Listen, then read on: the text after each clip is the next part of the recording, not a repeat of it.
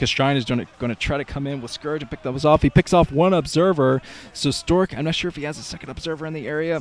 I think he must have one observer in here somewhere. He's not really fighting the lurkers, though, so he might not have any observers in the area of actually fighting off with one zealot. So, wow, another storm. That storm doesn't really hit anything, though. I think it chipped at the mutas a little bit, but Shine being pushed back, his Contain being pushed back by Reavers. Reavers just so powerful against Zerg, just outranges the lurkers, outranges pretty much everything else. Stork pushing out now. Whoa, look at all these High Templar. This is going to be a storm fest soon enough. He's waiting for energy to come up. And somehow he sneaked a probe out there. I don't know how he got that probe out of harm's way, but another storm on the mutas. Oh, the mutas being completely destroyed by storm. So I think Stork actually has an opportunity to go out now to break through this contain, and he's coming in with some backup troops. I think this is the golden opportunity that Stork needs. He needs to break through now before more lurkers get into the area. There's another nice storm from Stork on 2 lurkers, takes out 2 lurkers.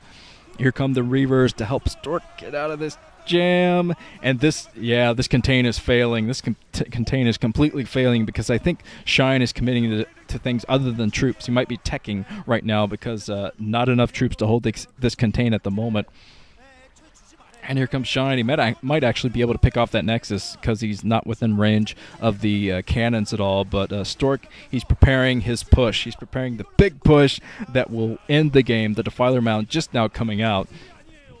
And this is looking a lot like that one game between Pure and Zero earlier in the OSL, where Pure had enough to break through the contain, just enough to break through the contain, while the Zerg player, Zero, was teching. And that's what Shine is doing right now. He's teching. So that means he has fewer troops out, and that's going to make it harder to defend, much harder to defend. Here comes the lurkers. Some emergency lurkers going to be out soon. And the Defilers, but Consume is not prepared yet. Consume will be prepared soon, and that'll help fight off some of these troops. But some Zerglings coming up to harass that 3 o'clock base. All kinds of things. I think he just pretty much, Shine just selected everything, hit you, and then everything burrowed, including the Zerglings and the Hydras. Plenty of cannons protecting that 3 o'clock now, so I think Stork's going to have a pretty comfortably mining 3 o'clock, and he has a bunch of troops out too to protect that, to protect the area, the runway to that base. So Stork, wow, Stork might be able to get complete map control soon. He'll be able to take the 2 o'clock bases as well, because now he's containing Shine now. They contain, the shoe's on the other foot now, containing Shine into his base. Into the bridge area. Got one Archon over there. A bunch of Archons coming down now to fight through the Dark Swarm. The Archons will definitely help through the Dark Swarm. They don't do complete damage, but they do some splash damage under the Dark Swarm, and that will definitely help Stork here. Some Defilers coming down. Stork still coming down here. Shine is kind of sweating, and I see sweat dripping from his head. Dripping from his shiny, shiny head. Here comes the shuttle coming down, even more harassment from Stork. And Shine is actually in a bad position. Shine should have his 5th base by now, but he doesn't. He's had the same 4 bases for pretty much the entire game now. And, he's going to have to take another base if he wants to compete with Stork. Stork expoing everywhere. And now Stork is pretty much in defense mode. He's going to try to defend his bases and keep all of his bases alive and pretty much just overrun Shine with upgrades. Shine, I don't think, no troops in there to make use of the Dark Swarm. All of the Zerglings went down before the Dark Swarm came up, so some pretty bad luck for Shine there. A shuttle goes down, there's probably something expensive in that, so that's something for Shine. Some backup troops and backup High Templar coming down. So Stork keeping the contain on Shine. Another nice storm from Stork drilling into the Zerglings. But yeah, he's just playing very, very safe. This is what I noticed a lot about Stork's play in late game PvZ. He plays it very safe, eventually gets a Dark Archon out so he can feed back the Defilers. But he's getting plenty of bases out to deal with this. And +3 attack Archon army is just absurdly powerful. And that is what Stork has. He has +3, he has a +1 armor. So, wow, this is going to be so hard for Shine to fight off now. Look at all the cannons coming up for Stork.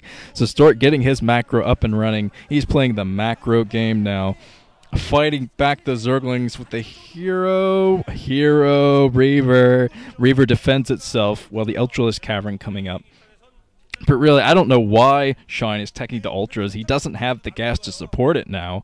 He's going to have basically 2 gas from each mine. I'm pretty sure most of his gas, most of his extractors are pretty much mined out. He's going to be running low on gas, and that's not going to help him support Ultralisk. He needs another base, another gas base to support that kind of build, but there's a Stork storming all kinds of storms all over the place. He just wants some Archons. He needs to morph some Archons just to make it so difficult for Ultralisk to get anything done. There's a base over here at the 9 o'clock being harassed by Stork. He's going to take that down pretty easily. And yeah, I think Shine waited too long to get that base. I don't think he's going to be able to now because Stork, he's just containing Shine at the moment. Even though he's being plagued, it's not really going to matter if Shine is out of minerals. Shine is basically mining minerals from 2 bases now and probably mining less gas than he should be. Here's one Reaver protecting that base up there, but actually the Reaver goes down. So Stork is going to have to run in with some more troops, some melee troops, to get this done. And Shine, I think he picked up his troops with his Overlord so he could protect them. But, yep, these troops being whittled down now from Stork, and Stork protects that base at the 2 o'clock. So easy peasy defense from Stork, making Shine break into a sweat. There's another storm from Stork. Look at all those storms. Oh, man. Stork expanding at the 9 o'clock. This is over for Shine. I'm not sure why he hasn't GG'd yet. Look at all these bases from Stork. Playing it extra safe. He knows he has to claw his way back up in the series to get this done, but it looks like he's going to take this game. He's going to take game 2. Because I don't really see any way that Shine can get back in this game now. There are cannons everywhere. Everywhere! And even with Dark Swarm everywhere, yeah, there's going to be plenty of Zealots and Archons to mop that up. Okay, it looks like Shine be whittled down by storms over at the 9 o'clock. And I would have thought once he saw the 9 o'clock he would have GG'd, just knowing how many bases that Stork has up.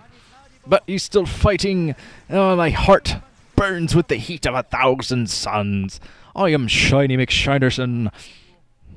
And there is an Archon burning with the heat of 1,000 suns. So, yeah, when you have about 50 Archons with the heat of 1,000 suns against 1 heart with the heat of 1,000 suns, yes, that's not a good trade-off. There's the Reaver coming in. And this is over for Shine. He has no way to protect his bases. I really don't know why he hasn't GG, but there's the GG. Shine has to get a fan in there, turn on the AC. Because Stork is taking game 2, and now we have a series. Here we go into set 3.